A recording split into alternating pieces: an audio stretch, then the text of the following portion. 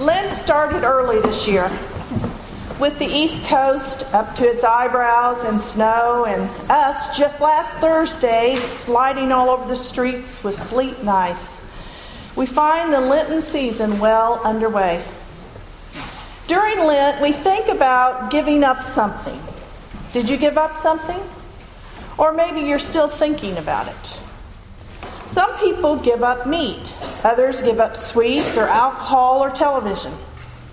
Now, if you want to face a real Lenten challenge, try giving up your cell phone for 40 days.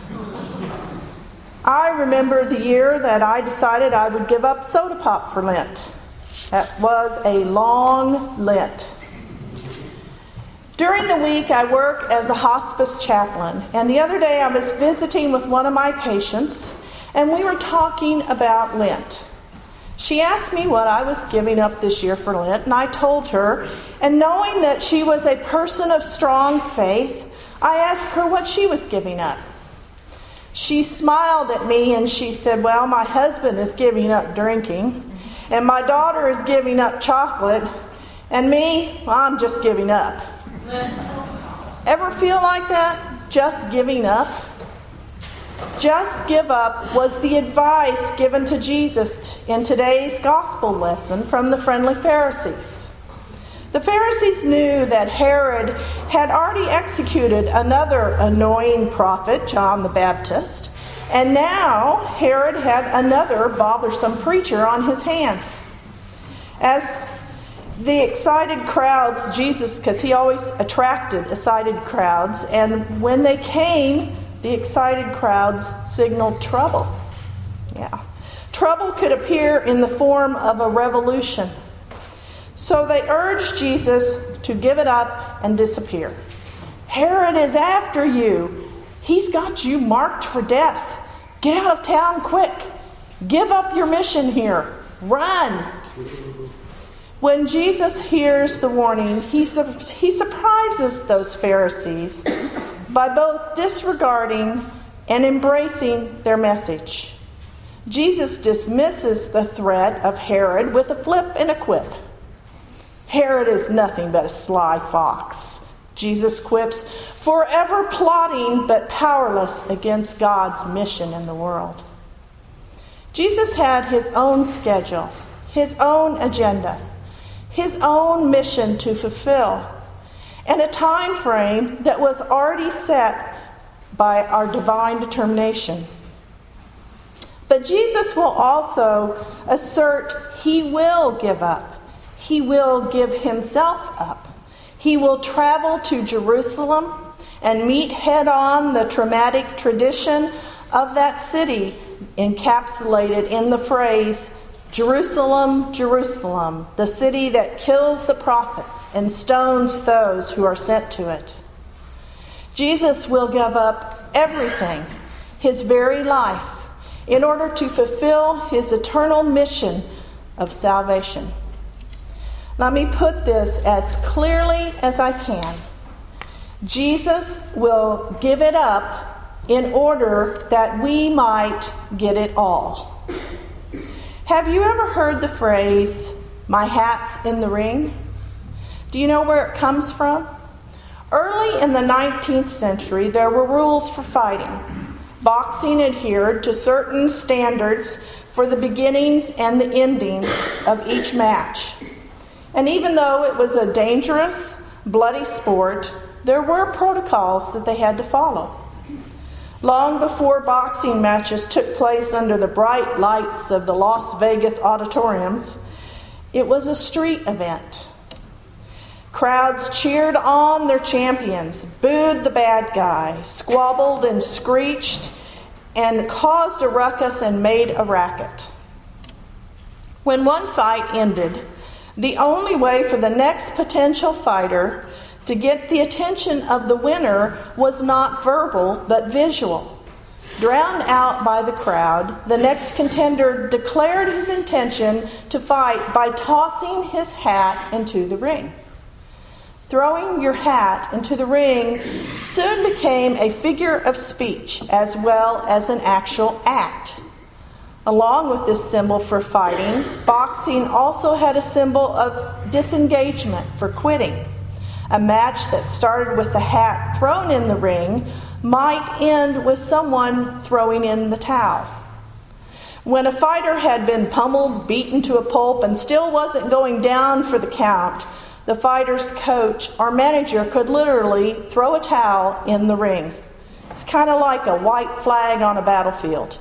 A white towel is thrown on the canvas and the fight is over. Giving up is a dirty word in the American culture. The only time giving up is embraced is during the 40 days of Lent. And even then, we carefully choose exactly what it is that we're willing to give up. We can give up chocolate or movies or parties. I once taught a youth class, and the week before Lent started, I asked them to bring in one of the favorite things of theirs when they came to class the next week. I was going to have them leave the item with me for 40 days so they could clearly understand, I hoped, that what it was like to give up something. The next week, they all traipsed in with their items. One of them brought in a basketball, and one of them brought in their favorite pair of tennis shoes, and another one brought in a game controller, and then one brought in a favorite DVD that they like to watch all the time.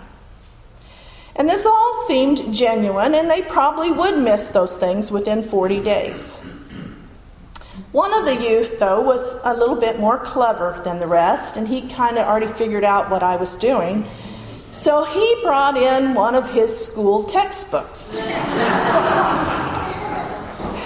not real sure that was a sacrifice, but maybe it would have been if I would have kept it and he tried to explain to his teacher where his textbook was.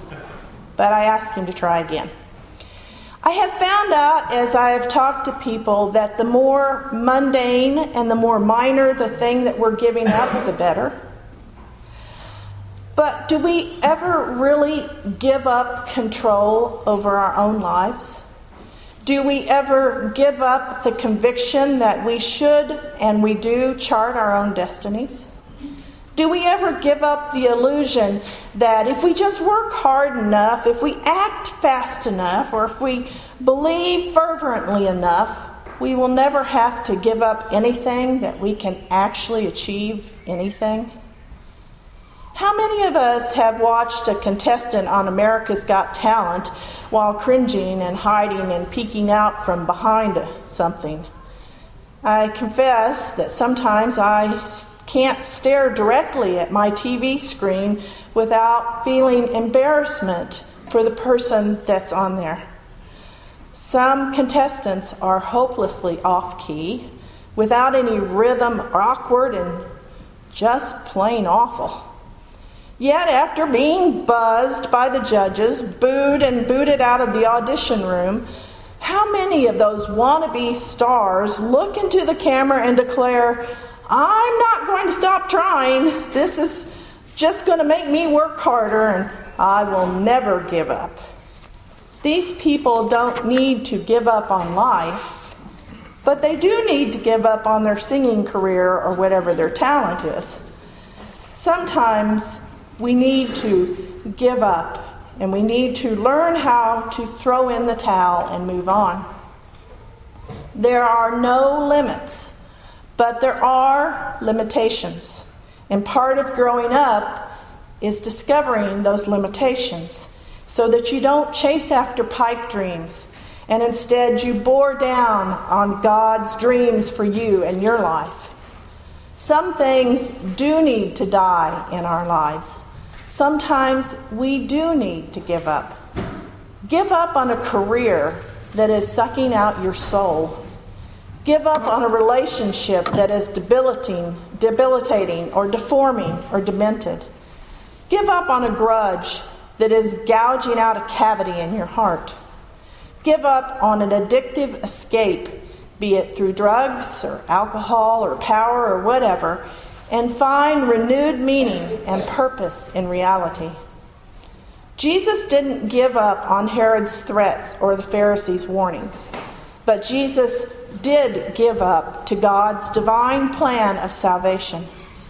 Jesus did not give up to his own safety, security, or self-preservation. But Jesus did give up and embrace his messianic identity and mission.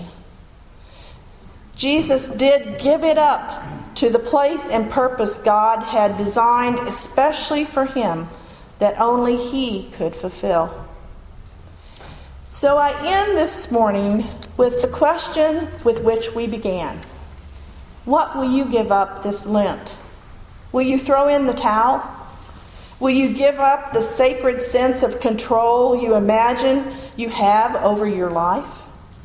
And once you give up and throw in the towel, will you find the strength to throw your hat into the ring and give up to a new challenge, a new mission, a God-centered direction and design for your life? What would happen this Lenten season if instead of giving up meat or chocolate or soda pop or even your favorite school textbook, you gave up the command and control of your life and trusted the old rugged cross of atonement? What would happen if this Lent you gave up thinking that the life you are living right now is the only life you will ever know?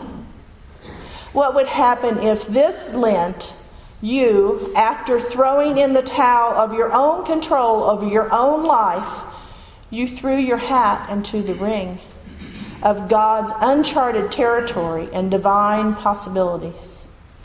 What would happen? I wonder. Amen.